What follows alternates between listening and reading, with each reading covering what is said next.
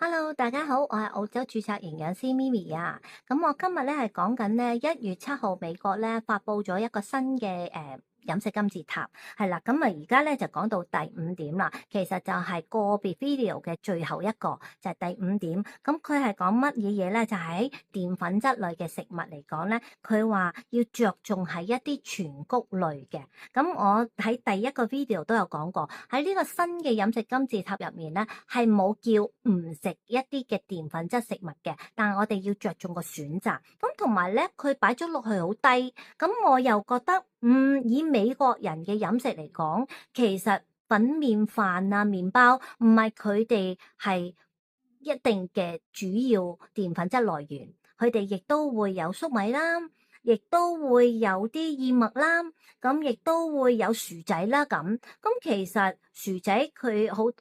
好多時都會知道係一啲蔬菜類嘅澱粉質食物，咁所以佢都會着重喺蔬菜，叫我哋要食多啲蔬菜啦。美國嘅指引話今次嘅金字塔都係蔬菜水果着重，咁蔬菜裏面入面其實都係有澱粉質嘅蔬菜，好似薯仔、番薯呢啲，咁美國人都應該食好多薯仔下嘅。咁所以如果你話佢擺到一啲全穀類食物嘅話係咁少，其實咪係叫食少啲澱粉質？未必一定㗎。可能其實當中因為點解變咗咁少？因為仲有其實豆類咧。咁好多外國人啊、美國人中意食沙律，沙律入面可能有啲雞嘴豆啊，或者有啲紅腰豆啊呢啲嘅，咁呢啲都係一啲植物上嘅澱粉質食材。咁所以再加埋可能薯仔呢啲，佢哋嘅澱粉質攝取量有一定嘅，咁所以咪喺麵包上啊，喺啲飯麵意粉類上會減少咗嗰個攝取咯。咁我覺得要係睇翻清楚一點，而唔係真係會見到，咦啲五穀食得咁少嘅，佢擺到落底就係因為個健康飲食要食得少，但係其實可能佢嘅澱粉質攝取來源仲可能喺第二啲嘅植物上，南瓜啦，仲有係咪？薯仔啦、番薯啦，或者係可能一啲其他根莖類嘅食物度，粟米啊、紅蘿蔔呢啲，佢哋都可以攝取到澱粉質嘅。咁所以呢一 part 嘅話，我覺得經我自己思考嚟講，佢唔係叫你去走一個低澱粉質嘅飲食，而係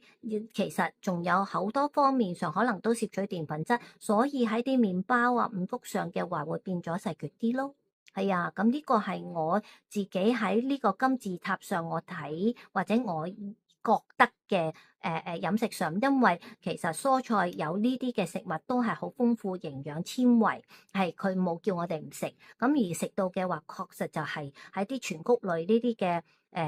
麥啊或者等等嘅食物係相對係要調低嘅，呢個係正確，因為我哋要平衡翻我哋每日嘅澱粉質攝取量，係啦，咁所以嚟講嘅話就記住。新呢個美國人嘅飲食指引冇叫你唔好食澱粉質，不過可能從唔同嘅來源上去配合翻恰當啲，就唔好着重所有餐餐都係麵包啊、米飯啊，或者係一啲嘅意粉類咁樣樣咯。係啊，咁所以